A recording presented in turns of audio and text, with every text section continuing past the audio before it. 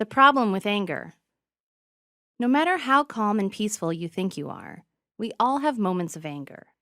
This isn't always a bad thing, of course. Sometimes anger is a perfectly normal response to a situation. Often, though, that anger, justified or not, comes back to haunt us. This is especially true if we don't know how to manage or deal with it.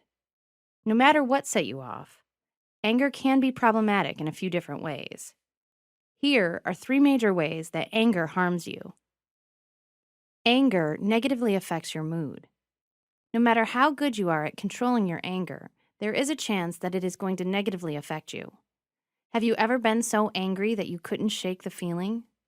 The longer you struggle with anger, the more chance any little thing will set you off. Harboring anger will also make you more prone to losing focus. It is hard to focus on tasks and goals when you are consumed with anger. Have you ever tried to get some work done when you were still stewing with anger? It isn't easy. Anger negatively affects your health.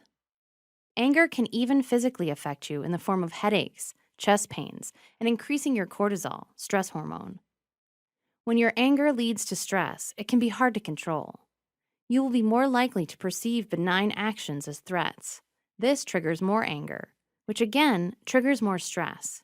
You will be trapped in an emotional cycle that is hard to break. Anger has even been shown to affect our healing. According to a study from Ohio State University, people who can't control their anger tended to heal more slowly. Another study from Harvard showed that high rates of anger led to breathing problems and higher rates of decline as they aged. Anger negatively affects others.